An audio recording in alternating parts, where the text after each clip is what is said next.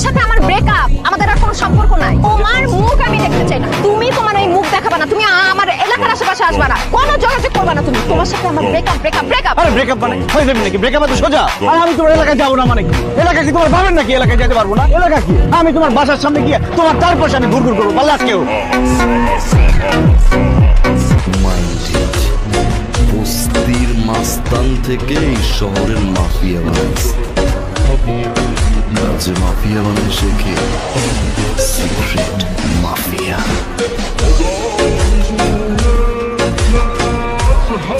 ওদের গায়ে যদি একটা আচরও লাগে, আই ডোন্ট কেয়ার তুই কত ভালো লুকাতে পারিস আর কত দূর দৌড়াতে পারিস, আমি তোকে খুঁজে বের করবো। And when I do it, সেদিন তোর আমার সাথে কেন দেখা হয়েছিল সেই আফসোস করা ছাড়া তোর আর কিচ্ছু করার থাকবে না। আজকের এই ভিডিওতে আপনারা দেখবেন বর্তমান সময়ে বাংলা নাটকের জনপ্রিয় অভিনেতাদের সেরা কিছু অ্যাটিটিউড ডায়লগ, যে ডায়লগগুলো সোশ্যাল মিডিয়ার কল্যাণে রাতারাতি নেট দুনিয়ায় তোলপাল সৃষ্টি করে দিয়েছিল। আমার বাপের রাজা, আমার দাদার রাজা, আমি নিজের রাজা। তুই চিনোস না মানে তোর বাপের চিনে আমার। ঠিক আছে,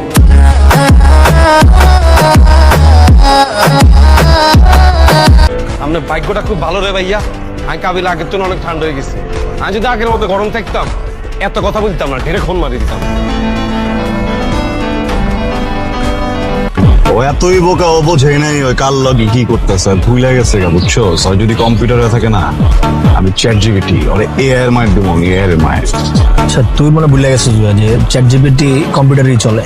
আরে বেট ওই 90s এর মডেল, আমি 2069। ওরে তো আমি 420 মারুম না, ওরে আমি 49ও মারুম না, ওরে মারুম আমি 69 স্টাইলে, বুঝছোস না? একদম মনে কর পাগলে যাবো গা, পাগলের রাস্তায় নাই মা, কানবো চিলে, এবার সবারই জিগাবো আমি পাগল হয়েছি কিনলে। সুতরাং গাইস, আপনি আপনার পছন্দের অভিনেতার এমনই সব ইন্টারেস্টিং ডায়লগ একসাথে উপভোগ করতে চাইলে পুরো ভিডিওটি সম্পূর্ণ দেখার অনুরোধ রইল। আর হ্যাঁ গাইস, মূল ভিডিওতে যাওয়ার আগে আপনার কাছে আমাদের এই ছোট্ট চ্যানেলটি সাবস্ক্রাইব করার অনুরোধ রইল। তো আর বেশি কথা না বাড়িয়ে চলুন শুরু করা যাক। সো গাইস, লিস্টের শুরুতে আপনারা দেখবেন নির্জন না হলে টিকটক কাঁপানোর অ্যাটিটিউড ডায়লগগুলি। কিছু মনে না করলে একটা কথা বলি দারোগা বাবু, আগুন ছাড়া সিগারেট জ্বলে না, আর আপনার মতো সরকারি লোকের পকেট কখনো ভরে না।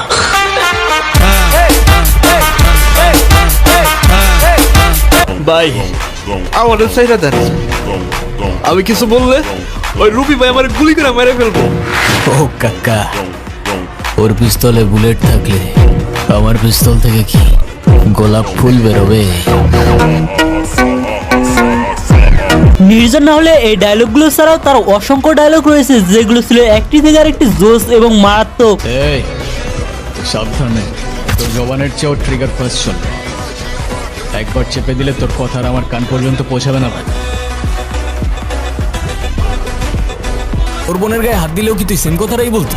ও যদি আবার এই সেম কাজটা করে না, ওরা আবার মারবো, বারবার মারবো, মাফ চাওয়ার তো প্রশ্নই আসে না। মরলে মরবো ভাই, এত ভয় নিয়ে বাঁচতে চাই না। যাই হোক গাইজ, এরপর থাকছে নিলয় আলমগীরের রিসেন্ট টাইম ভাইরাল হওয়া ডায়লগগুলি। বুঝলি ভাই আজিজ, আমার ননদ কিন্তু খুব কেয়ারিং। যে ঘরে যাবে সে ঘরে একদম জল জল করবে, আলোকিত হয়ে যাবে। 100 টাকার বাল্ব তো যেই বাড়িতে লাগাবো সেই বাড়ি পুরো আলোকিত হয়ে যাইব। ইতিমধ্যে নিলয় আলমগীর ভাইয়ের এই ডায়লগগুলো টিকটক সোশ্যাল মিডিয়া জুড়ে ব্যাপক আকারে ভাইরাল হয়েছে। কারণ টাকা হাতে আসার পর থেকে পুরান কোনো কিছু আমার আর ভালো লাগতেছে না। এই বাড়ি ঘর বিছনাপাতি সব পুরান ডিফাই দেবো, নতুন করে আনো। ভাবতেছি বউটা বদলে নতুন একটা বউ নিয়ে আমো। তুই না কইছস আমার লগে সংসার করবি না? এই নে তোর কাবিনে 2 লাখ টাকা, আর লগে আরো 1 লাখ টাকা দিলাম। এই নে 3 লাখ টাকা নিয়ে বাইরে যা।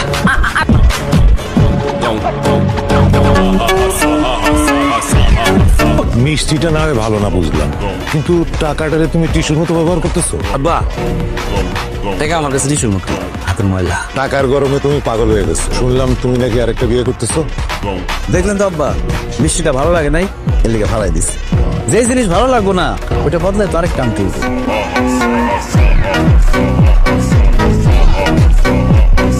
তো এরপর দেখবেন নাটকের কিং মোশাররফ করিমের ভাব মার্কা ডায়লগগুলি।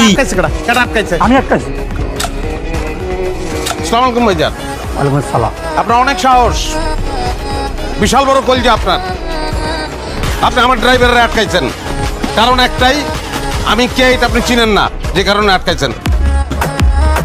সোশ্যাল মিডিয়া ইউজ করেন অথচ মোশাররফ করিমের এই ডায়লগগুলো শোনেননি, এমন লোক বাংলার মাটিতে আছে বলে আমার মনে হয় না। আমার বাপের রাজা, আমার দাদার রাজা, আমি নিজের রাজা। তুই চিনোস না আমারে, তোর বাপের চিনে আমার, ঠিক আছে? এনিওয়েজ গাইস, এরপর থাকছে আরশ খানের রাতারাতি ভাইরাল হওয়া ডায়লগগুলি। জীবনের লক্ষ্যটা কি? আপনি আগামী 5 বছরে নিজেকে কোথায় দেখতে চান? স্যার আমার জীবনে কোনো লক্ষ্যই নেই। আগামী 5 বছর পর আমি নিজেকে জঙ্গলে দেখতে চাই।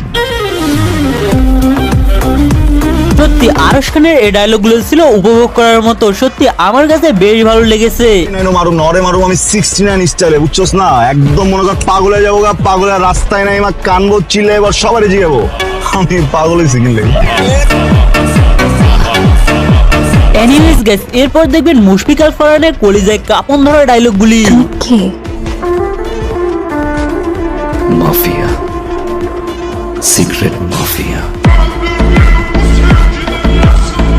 মুশফিক আল ফারহানের শুধু ডায়লগ না, অনেকেই আছে তার ভয়েস শুনেই তার ফ্যান।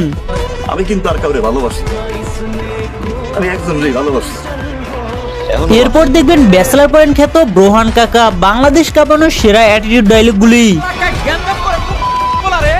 আমার এলাকায় বম ফাটায় না, এই শর্টকাট হলো দেই, শর্টকাট হলো দুটো ফাঁকা হচ্ছে।